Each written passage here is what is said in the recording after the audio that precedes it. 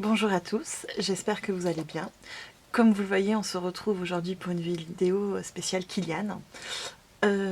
Alors, je vais vous expliquer comment je vais procéder parce que j'ai testé énormément de parfums de la marque. J'en ai pas mal parce que j'ai acheté des kits, mais je vous parlerai ça après. Donc on va faire deux vidéos en fait sur Kilian. Une première avec mes parfums chouchou, donc ce que j'ai au final, que j'ai essayé de vous classer du moins préféré au préféré. Ça a été un peu compliqué, donc c'est un peu arbitraire, mais voilà, pour vous situer. Et ensuite, je ferai une seconde vidéo où je vous parlerai des parfums plus en général. Donc, avant de vous parler des parfums eux-mêmes, je voulais vous dire que j'ai acheté deux kits, je crois. Oui, c'est ça, deux kits qui se présentent donc dans cette boîte où vous avez le parfum. Maintenant, on va vous prendre celui-ci. Les parfums se présentent comme ça, sous forme de petites recharges en fait de 7,5 ml. Donc vous en avez 4 dedans et vous recevez un vapeau de voyage. Ces kits-là, c'était vendu au même prix que la recharge parce que les parfums Kilian sont tous rechargeables. Le flacon de parfum, le beau flacon, coûte plus de 200 € pour 50 ml. Chaque parfum en fait est vendu en ressources. Donc soit sous un système de petites pipettes, soit un flacon. Oh, j'aurais pu vous en montrer en fait. Vous avez un flacon en verre avec une pipette qui vous permet de remplir des petites flaconnettes. Alors juste pour petite précision, ils ne mettent pas toujours le nom sur les flaconnettes, donc c'est moi qui ai mis sur beaucoup d'entre eux des étiquettes pour pas me les mélanger. Et donc voilà. Et ensuite vous prenez votre petite flaconnette comme ceci et vous la mettez dans votre vapeau de voyage.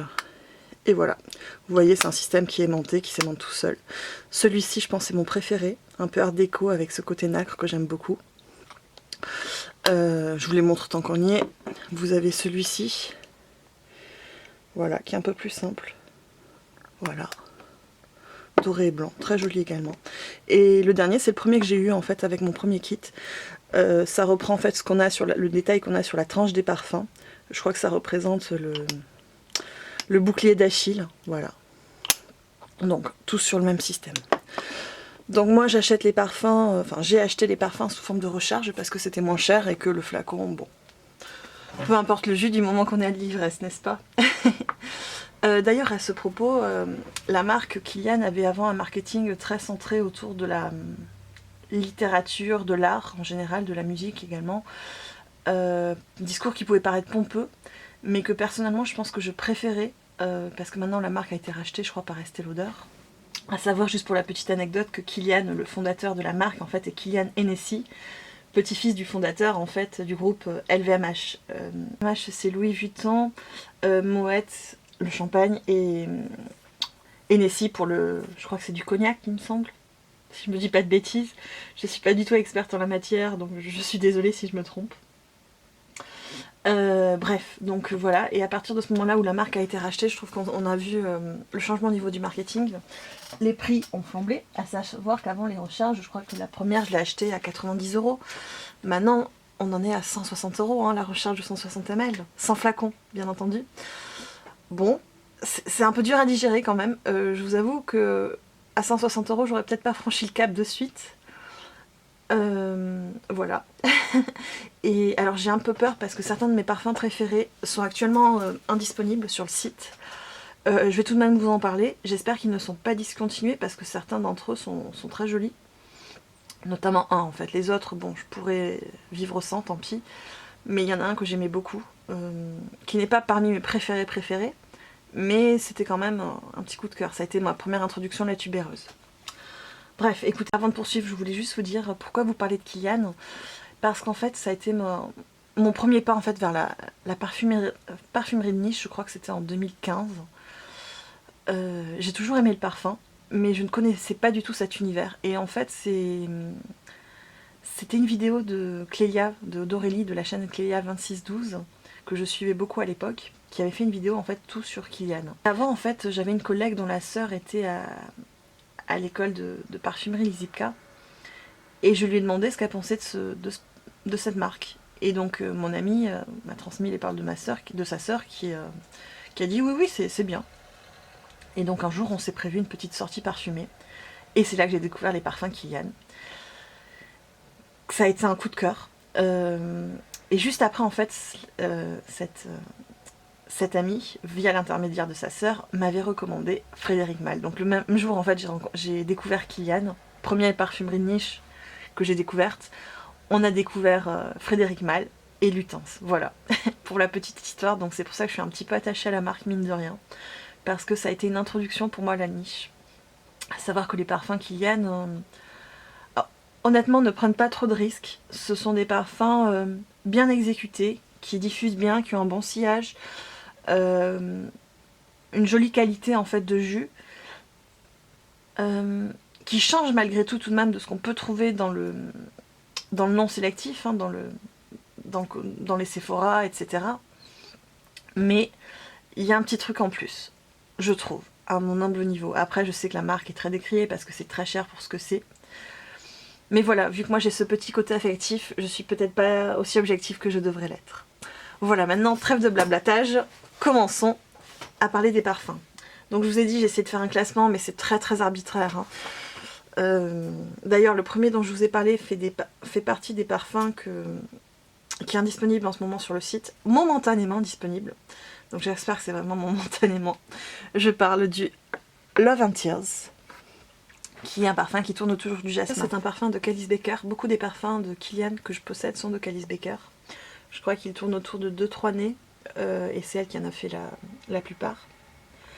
C'est un jasmin sans bac, assez verdoyant, mais très très floral.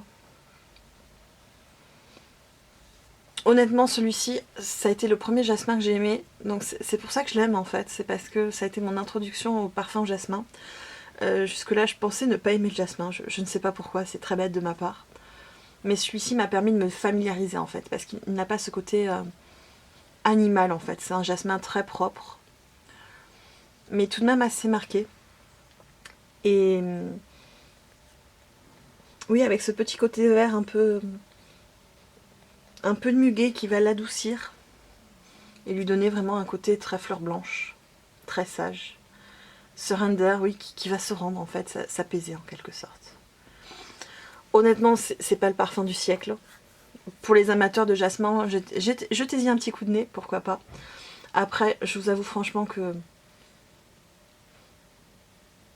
j'ai trouvé mieux, je pense, en matière de jasmin. Je les préfère peut-être les jasmins un peu plus animal.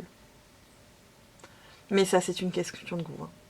Donc, pour le premier, Love and Tears. Ensuite, l'autre parfum. Alors celui-ci est tout de même, je trouve, assez original. J'ai mis à cette position, mais j'aurais pu l'augmenter dans le classement parce que mais je l'aime bien en fait, vraiment. Je vous dis, mon classement n'en tenait pas vraiment compte. Il est vraiment très très arbitraire, hein. Donc il s'agit ici de Sweet Redemption. Il ne faut pas s'étonner, d'ailleurs, les jus de Kilian vont foncer avec le temps. Beaucoup d'entre eux, je vous le dis. Alors, Sweet Redemption est momentanément disponible sur le site. J'espère que c'est vraiment momentané. Parce que celui-ci a le mérite d'être très original. Il a un côté très, très doux, très sucré, un peu cocon, fleur d'oranger, un peu guimauve. Mais qui est rehaussé par une pointe un peu d'amertume. Et donc ça donne un très très joli contraste. Et j'aime beaucoup ce genre de parfum un peu contrasté de la sorte.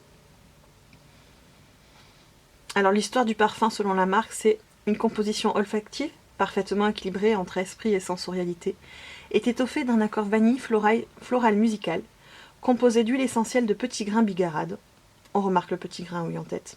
D'absolu de fleurs d'oranger. Je vous l'ai dit, la fleur d'oranger, elle est plus que présente. De baume réconfortant teinté de vanille. Oui, ça donne ce côté un peu cocon. Je vous ai parlé un peu de guimauve, mais oui, il y a un côté très sucré, très bonbon. Du benjoin du Laos et de myrrhe amère. Donc qui va donner un peu cette amertume délicieuse. Le filtre d'amour d'Orient. Chaque fin est l'annonce d'un nouveau départ. Les notes olfactives, fleurs d'oranger, vanille, myrrhe. Voilà, je pense que là on a tout résumé. Mais c'est un parfum tout en contraste. Et il a un côté un peu estival quelque part.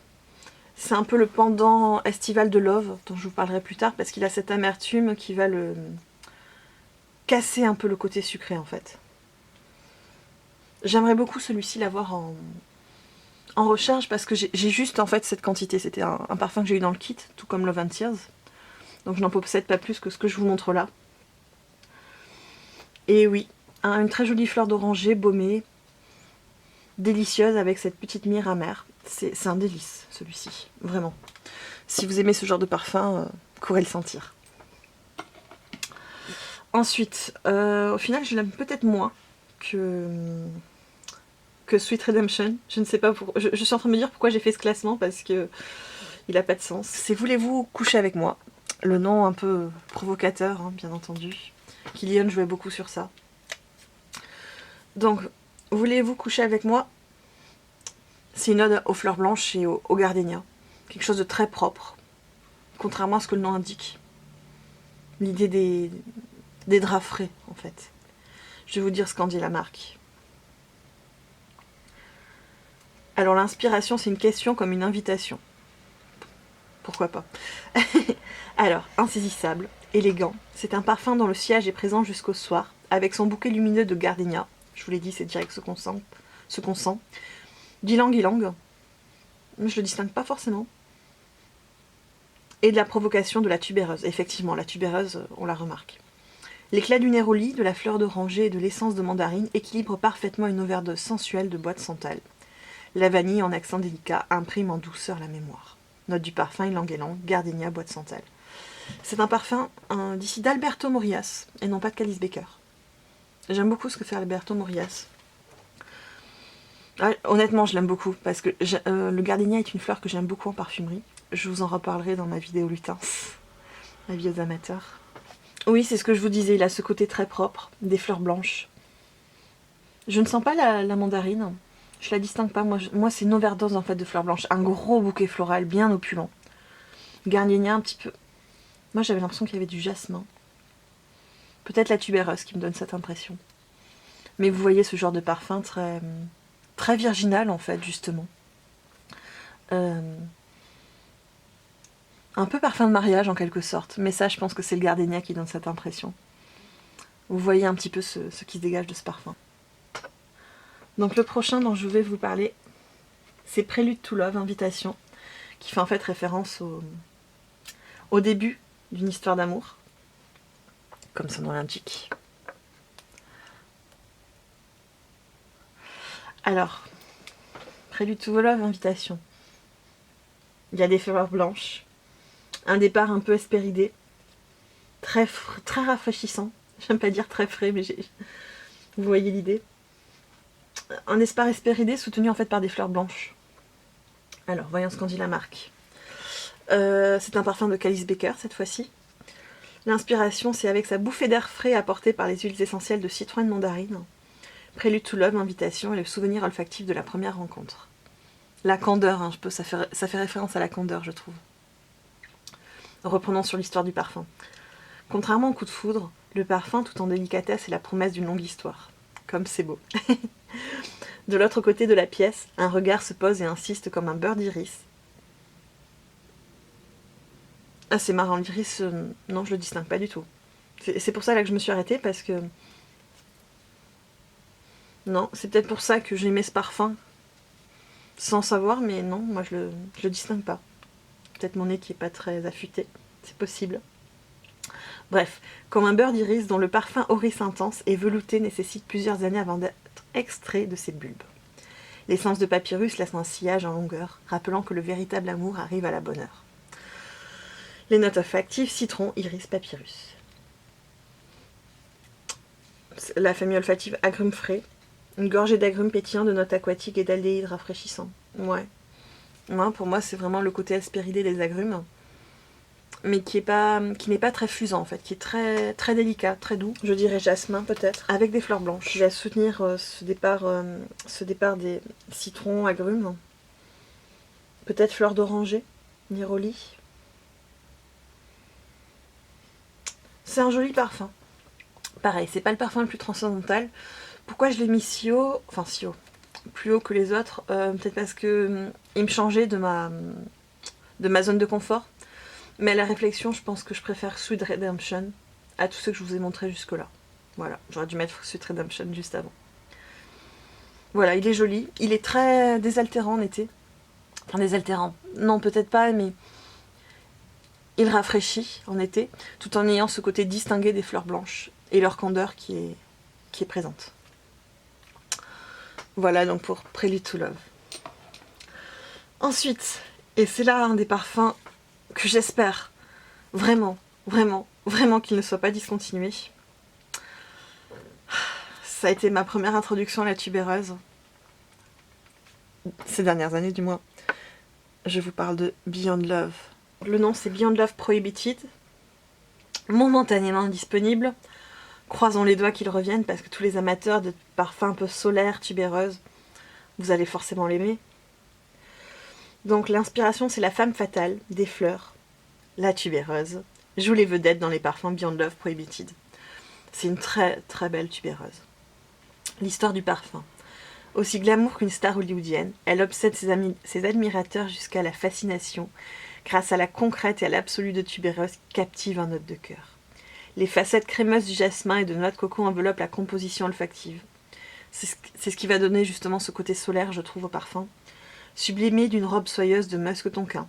Beyond Love Prohibited est aussi rare qu'un talent brut. Note olfactive jasmin, musc tonquin, noix de coco. Fait partie des fleurs narcotiques.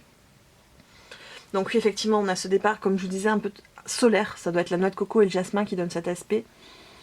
Et cette tubéreuse très ronde, très... J'ai pas envie de dire crème solaire parce que c'est beaucoup plus distingué, hein, mais il y a un côté vraiment, vraiment chaud dans le parfum. Et c'est une très jolie tubéreuse. Honnêtement, je n'en ai pas trouvé de similaire pour le moment.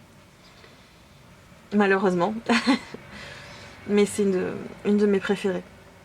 Parce qu'elle a cet aspect chaud qui calme un petit peu le côté très diva de la tubéreuse. Vincent, est-ce que tu connais celle-ci? Parce que quand je vois tubéreuse maintenant, je pense à toi. Donc voilà pour Beyond Love. Le prochain dont je vais vous parler, ça a été mon premier parfum de la marque. Parce que j'ai pris le plus facile en fait. Hein. C'est celui dont on entend parler partout, que maintenant tout le monde possède, j'ai l'impression. Bien sûr, je pense que vous avez compris que je vous parle de Love. Alors vous voyez, là, c'est moi qui ai dû coller l'étiquette parce que c'était pas fourni par la marque. Donc Love, c'est une friandise, c'est une confiserie, une fleur d'oranger, elle est certes très présente, enrobée de vanille. Une petite guimauve en fait, voilà, c'est une jolie guimauve. Alors j'avais vu Monsieur Kilian Hennessy une fois raconter que ce parfum est né entre lui et Calice Baker parce qu'il était venu voir Calice Baker chez elle alors qu'elle faisait des gâteaux ou je ne sais quoi pour ses enfants. Et en fait, il a senti l'odeur qui se diffusait du four et a dit qu'il voulait un parfum qui sente exactement la même chose. Pour la petite histoire. C'est certainement un grand succès de la marque en fait parce que la rumeur veut que ce soit le parfum de Rihanna. Moi je vous en voue, je m'en fiche un peu. Je suis pas du tout une fan de Rihanna, donc voilà. Alors, qu'en dit la marque? Donc oui, avant que j'oublie, c'est un parfum de Calice Baker. Je viens de vous le dire en racontant ma petite histoire. Alors, Love Don't Be Shy, ne sois pas timide. L'inspiration, c'est envoûtant, inoubliable. Love Don't Be Shy vous implore dès l'ouverture avec la tendresse d'un absolu de fleur d'oranger. Clairement, la fleur d'oranger est là, mais c'est pas la fleur d'oranger enfantine, hein, bien au contraire. L'innocence du premier amour se fait remarquer avec les notes vertes du chèvrefeuille. Ah, le chèvrefeuille, pour moi, non, je le distingue pas. Et la splendeur d'une rose, pareil, doucement caressée par un accord guimauve. Clairement, la guimauve, on est en plein dedans. Comme la promesse d'une belle histoire. En fond, l'ambre chaud, c'est vrai. C'est vrai, il y a le côté très chaud de l'ambre. Apporte une touche de sensualité, évoquant l'éventualité de la rencontre d'une nouvelle âme à découvrir en profondeur. C'est très pompeux, hein, quand même.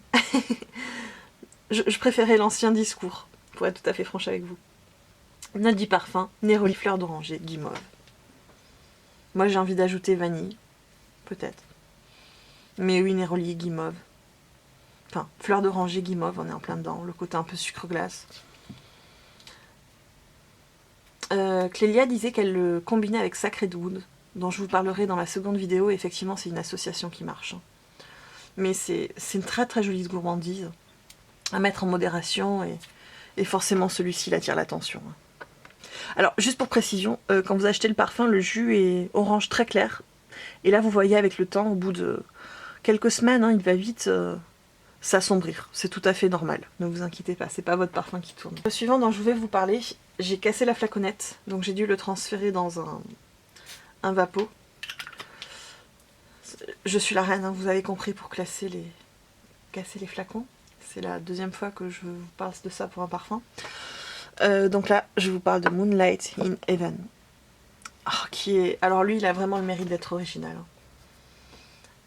Avant de vous lire le petit speech de la marque, ce que j'en pense, c'est un riolet. Un riolet de coco avec de la mangue et du citron vert. Et c'est mais à tomber par terre, vraiment. Il y a vraiment ce côté très lacté, crémeux, avec cette petite pointe d'amertume du citron vert et le côté sucré de la mangue. C'est très en équilibre, je trouve. Je l'aime vraiment beaucoup, celui-ci. Pour anecdote, j'ai vous voyez le vapeau de sac là qui va avec. Et le flacon est d'un bleu, un bleu comme ceci, vraiment magnifique. Alors, l'inspiration. Un doux rayon de lumière nacrée danse sur la surface de l'océan. Deux amoureux s'enlacent devant ce magnifique spectacle du haut d'un balcon où flotte un voile blanc sur la douce brise d'été. Comme détachés du monde, ils touchent quasiment les étoiles, le cœur amoureux et les corps comme libérés de son entrave.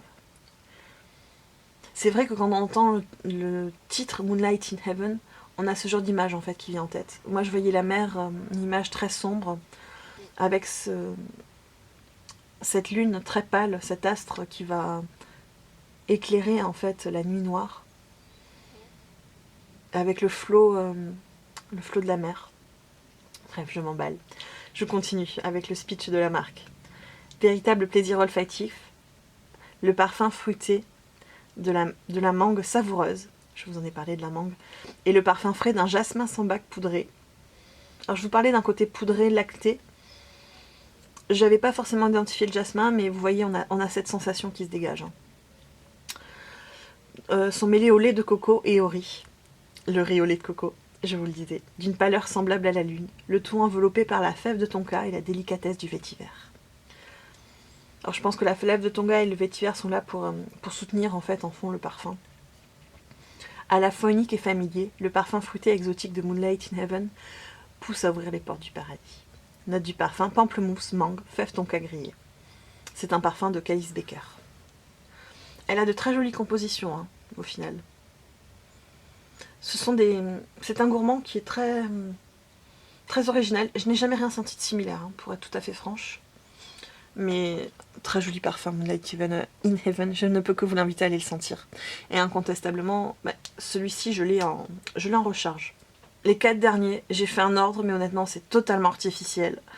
Je pourrais inverser totalement, enfin... Ça... Voilà, j'ai fait un classement pour vous faire un classement, mais ça n'a pas vraiment de sens, hein, je vous le redis. Donc là, je vous parle d'un parfum que je trouve très jeune fille, mais très distingué. Parce qu'il est bien exécuté en fait. Il s'agit de Forbidden Games. Donc celui-ci aussi, hein, je l'ai en recharge. Les 4 derniers et Moonlight in Heaven, je les avais pas eu dans un kit. Je les avais achetés en 50 ml directement. Alors, Forbidden Games. Des fruits, pêche, prune, pomme, avec de la cannelle et du miel. Et je pense que là...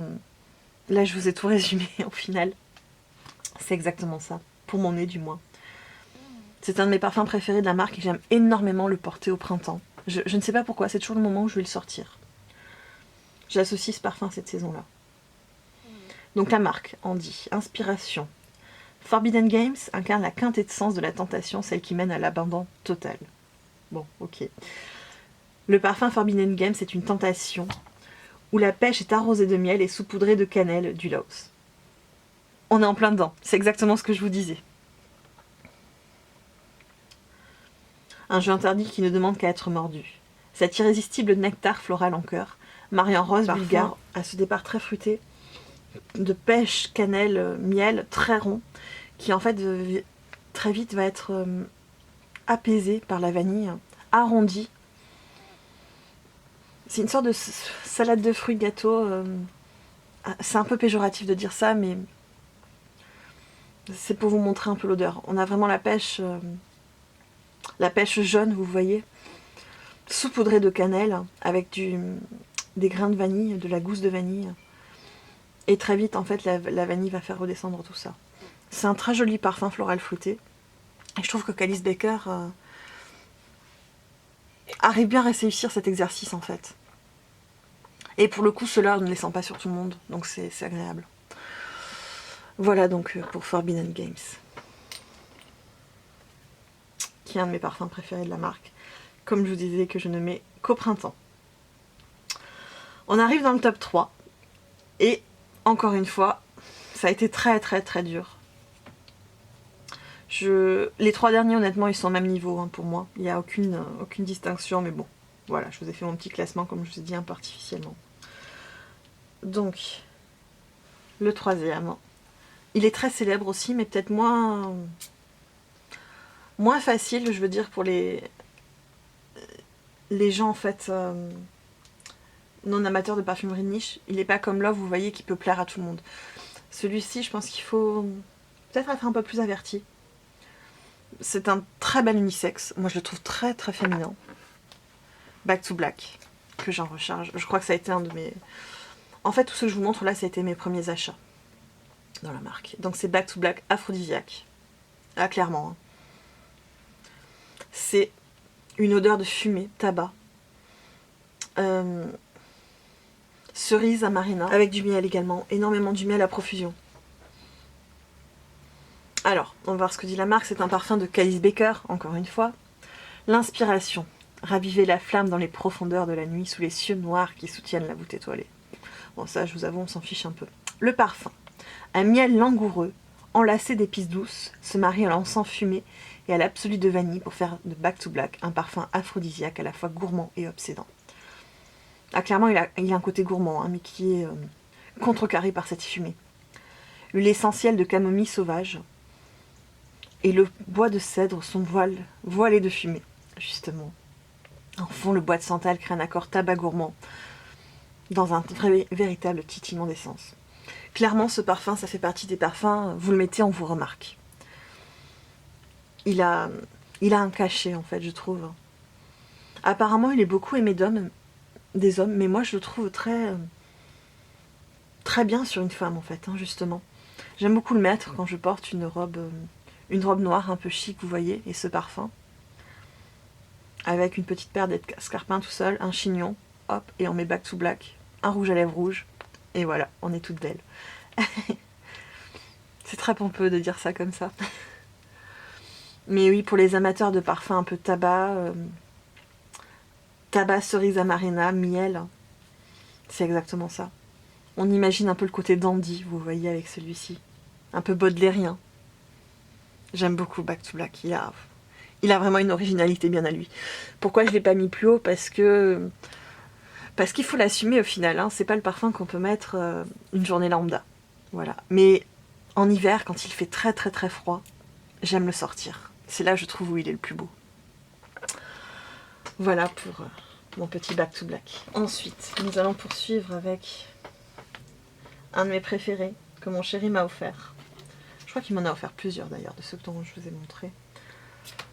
Je sais plus, il m'en a offert, oui, 2, je crois. C'est Liaison dangereuse. Hop. Typical Me. Alors, Liaison dangereuse, c'est une confiture à la rose et à la prune. Voilà. Ah, il est très très addictif. Je le sens très très femme, celui-ci. Disons qu'en fait, quand je le mets, c'est quand je suis je me sens très féminine, en fait, j'ai envie de jouer le jeu de la séduction, vous voyez. Autant Back to Black peut casser un petit peu et donner un petit côté mystérieux. Alors, j'aime pas trop employer ce mot, mais il est plus androgyne. Liaison dangereuse, très marqué féminin, je trouve. Alors, l'inspiration. Une histoire d'amour secrète qui commence assez innocemment par une essence de rose confiture, avec un accord de prune juteux. Je pense qu'on ne peut pas mieux résumer que ce parfum en disant confiture rose prune. Le parfum. La relation monte en puissance lorsque l'absolu de bourgeon de cassis apporte sa marque. Son caractère pourpre intense s'entremêle à l'hédonisme d'une essence de graines d'ambrette, cultivée dans la torpeur d'un sol tropical, pour évoquer des nuits de passion torride. Ouais, certes. Absolu de vanille et mousse verte suspendent le parfum en vol dans une autre dimension, comme pour faire taire le secret le plus longtemps possible. Ouais, là, il savait pas trop quoi décrire, j'ai l'impression, parce que on aurait pu se contenter des premières phrases avec essence de rose confiture et d'un accord de prune juteux. Ça suffisait clairement. Les notes du parfum, essence de rose, accord de prune, absolu de vanille. Clairement, et c'est un parfum de Calice Baker. Juste, je ne sais pas si je voulais préciser, mais Calice Baker est celle qui a réalisé J'adore de Dior. Donc vous voyez, on retrouve un petit peu cette petite patte, quelque part. Qu'on aime ou on n'aime pas, j'adore. Moi, j'avoue que depuis quelque temps, je l'aime bien. Je le possède pas, mais j'aime le sentir. Donc voilà, liaison dangereuse. Que je porte très souvent. Alors le dernier. Le dernier. C'est un de mes parfums préférés en hiver. Un peu comme Back to Black, j'aime le mettre quand j'ai une robe noire, le petit chignon, le rouge à lèvres, les petits escarpins. Et ce parfum. Alors là, c'est à le voir qu'il fait chaud dehors. Et il est pas beau quand il fait chaud. Il faut le porter par temps froid. Je vous parle de Good Girl Gone Bad. C'est vraiment pas du tout un parfum à porter avec ce temps. Il faut le porter quand le temps est bien glacial. C'est là où en fait il va vraiment se révéler. Alors, Good Girl Gone Bad, c'est un parfum floral, fleurs blanches, jasmin, tubéreuse, peut-être fleur d'oranger. Moi je la sens pas, mais je crois qu'elle y est. Mais ce qui va détonner au départ, c'est cet accord abricot. Il y a de l'osmanthus et sur moi c'est vraiment la note abricot qui va au début se développer. Et ensuite elle est soutenue par les fleurs blanches. Et je le trouve très, très addictif. Je déteste employer ce terme, mais pour le coup c'est ça. Alors voyons ce qu'en dit la marque. Good Girl Gone Bad. Bon, j'aime pas trop le titre, je vous avoue. Je trouve ça un peu... C'est pas une jolie association de sons. Au niveau des allitérations, assonances, on n'est pas trop là. Alors, l'inspiration. Sans retenue, Good Girl Gone Bad de Kilian est un succulent tourbillon de fleurs dans le jardin du paradis ou de l'enfer. Bon. Mi-innocent, mi-voluptueux, l'absolu d'osmante, teinté d'abricot. Bon, ça c'est l'osmanthus. Hein. La fleur d'oranger et l'absolu de rose de mai. Ah, la rose, oui, c'est plutôt de la rose, oui, que de la fleur d'oranger. Effectivement.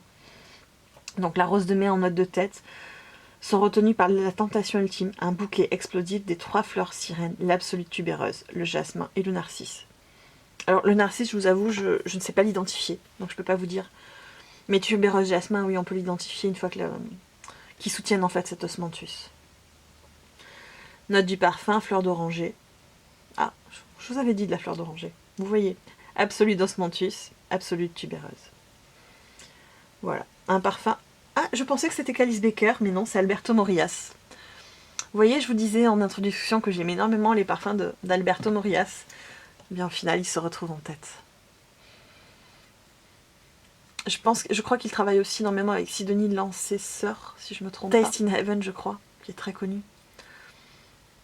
Que j'aimerais beaucoup acquérir plus tard. Mais je vous avoue que l'évolution des prix m'a un peu freinée. Donc, eh bien écoutez, on en a fini pour ce top parfumé des parfums Kilian qui reprenait tous mes favoris de la marque. Je vous retrouve très prochainement pour la seconde partie où en fait ce sont des parfums que j'aime bien, mais que je ne possède pas. Je ne possède pas en fait sous cette forme-là, en recharge, mais dont je voulais toutefois vous parler pour être très complète. N'hésitez surtout pas à me dire ce que vous pensez en fait de ces parfums-là. S'il y en a que vous aimez, que vous n'aimez pas, ce que vous pensez éventuellement de l'évolution de la maison. Voilà. Je serais très curieuse de lire votre avis. Je vous souhaite une très très bonne journée. Parfumée. À bientôt.